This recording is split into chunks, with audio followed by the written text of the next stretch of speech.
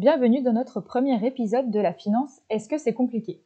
Pour commencer en douceur, nous allons aborder l'environnement international de la finance.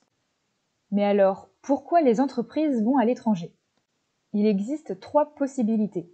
Par exemple, l'entreprise n'a pas quelque chose et doit donc aller le chercher ailleurs, ou alors le marché en question n'est pas le bon pour notre produit, ou encore car il existe une demande ailleurs que dans notre pays d'origine.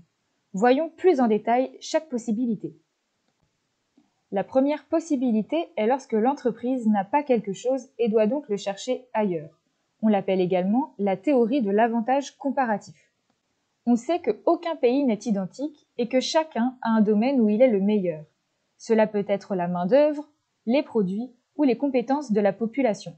C'est ce qu'on appelle la spécialisation. Cette spécialisation rend le pays unique et donc se crée un avantage sur les autres pays. Si un pays est intéressé par cette spécificité qu'il n'a pas, il doit donc créer une relation avec un pays qui l'a. Pour résumer, l'avantage comparatif est l'utilisation d'une main-d'œuvre, de produits ou de compétences spéciales pour créer de la valeur et l'échanger avec des pays qui n'ont pas le même avantage. La deuxième possibilité est lorsque le marché n'est pas le bon pour notre produit. On appelle cela la théorie du marché imparfait. Il existe 2 types de marchés, le parfait et l'imparfait. Un marché parfait se compose d'une concurrence parfaite, d'un marché équilibré et un nombre d'acheteurs et de vendeurs illimité. Bien sûr, ça n'existe pas.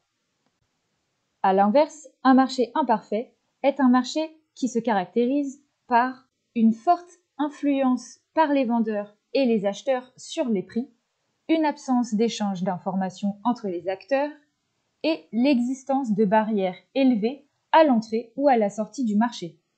Par exemple, un marché imparfait peut être un monopole, c'est-à-dire lorsqu'il n'y a qu'un seul vendeur sur le marché.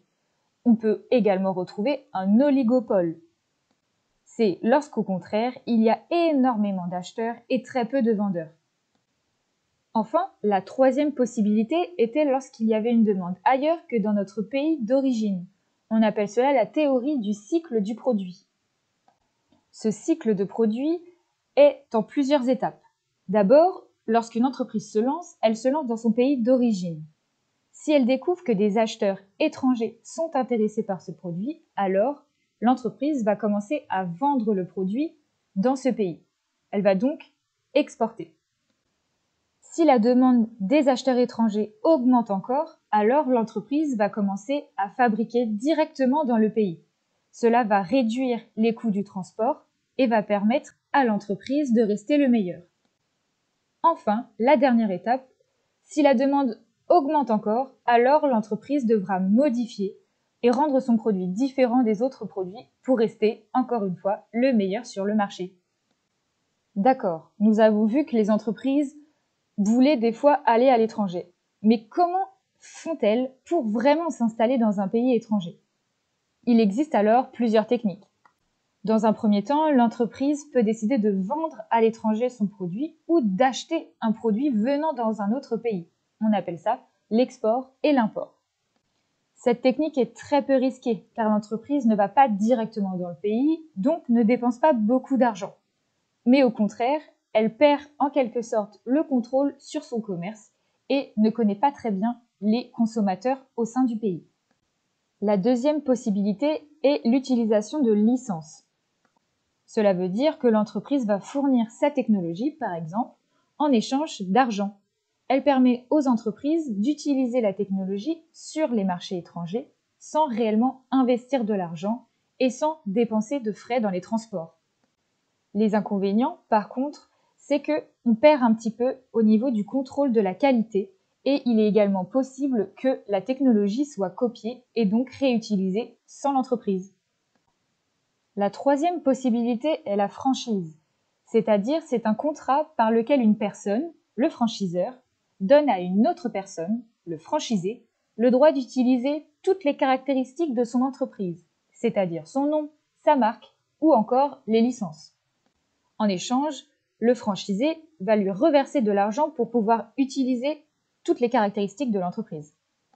Les avantages est qu'on impacte beaucoup plus rapidement le marché et qu'on a de l'argent très régulièrement. Mais les inconvénients, c'est que les franchisés n'ont pas réellement l'entreprise et donc peuvent perdre au niveau de leur identité.